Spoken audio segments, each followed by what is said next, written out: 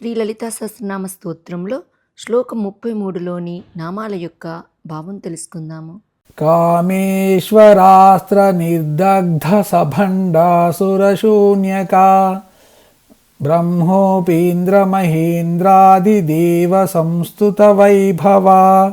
ఈ నామంలో కామేశ్వరాస్త్ర నిర్దగ్ధ సభండాసురశూన్యకా, ఇది అమ్మవారి 82వ నామము. ఈ నామంతో అమ్మవారికి నమస్కరించేటప్పుడు కామేశ్వరాస్త్ర నిర్దగ్ధ సభండాసురశూన్యకాయై నమః అని చెప్పాలి. ఇది 16 అక్షరాల నామము.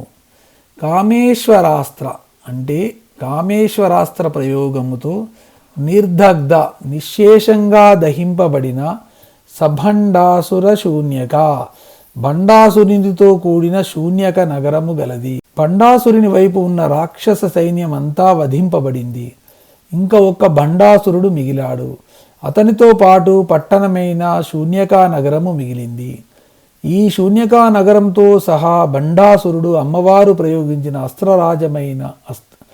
అస్త్రరాజమైన కామేశ్వరాస్త్రంతో నిశ్శేషంగా దహింపబడతాడు. ఈ కామేశ్వరాస్త్రము ప్రళయాగ్ని లాంటిది. ప్రళయం వస్తే ఇంకా ఏది ఎలా మిగలదో ఈ అస్త్రము ప్రయోగిస్తే కూడా అంతే. బ్రతకాలంటే మళ్ళీ పుట్టాల్సిందే. పుట్టగతులు లేకుండా కూడా చేసేది ఈ కామేశ్వరాస్త్రం. మనలో అజ్ఞాన ఆసురీ భావాలకు మూల కారణమైన వాడే ఈ బండాసురుడు. అసలు ఉండకూడని దాన్ని తాత్కాలికంగా ఉన్నట్టుగా భ్రమింపజేసేవాడే ఈ బండాసురుడు.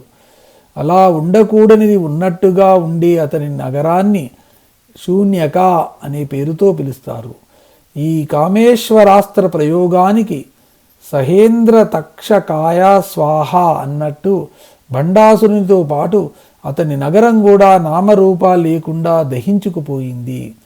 అంటే వాడి నగరము కామేశ్వరుని లోనికి లీనమైపోయాయని అర్థము. చీకటి పోవడం అంటే చీకటి వెలుగుగా మారడము అని అర్థము. సూర్యుని సన్నిధిలో చీకటి పటాపంచలై సూర్యుని వెలుగులోకి లీనమైపోతుంది కదా. అలాగే జ్ఞాన ప్రబోధం వలన తెలివికి మెలకువ వస్తే ఇంకా అజ్ఞానానికి తావు ఉండదు. అలాగే స్వచ్ఛమైన ప్రేమామృతంలో ద్వేషం లీనమై ఉంటుంది.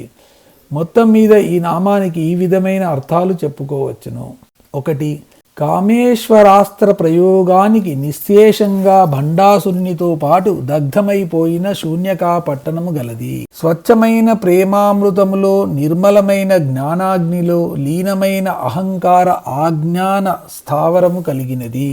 ఈ 33వ శ్లోకంలో 2వది మరియు చివరి నామము బ్రహ్మోపేంద్ర మహేంద్రాది దేవ సంస్తుత వైభవ. ఇది అమ్మవారికి 83వ నామము. ఇది 16 అక్షరాల నామము.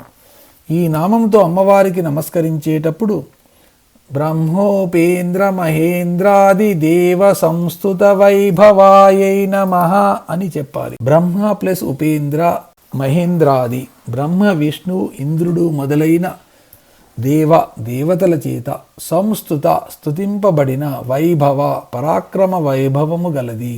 దేవకార్య నిమిత్తమై చిదగ్ని కుండంలో ఉద్భవించిన జగజ్జనని భండాసురుణ్ణి వాడి సైన్యాన్ని వాళ్ళుండే పట్టణంతో సహా నామరూపాలు లేకుండా దహించి వేయడము జరిగింది. అసురుని బాధలు పడలేక మొరపెట్టుకున్న బ్రహ్మోపేంద్ర మహేంద్రాదులందరూ అమ్మవారికి కృతజ్ఞత తెలుపుకుంటూ స్తుతించారు. ఈ నామంతో ఒక ఘట్టము పూర్తయినట్లు లెక్క వేసుకోవచ్చును. బ్రహ్మ విష్ణువు ఇంద్రుడు మొదలైన దేవతల చేత స్తుతింపబడిన వైభవము గలది అని నామానికి అర్థము.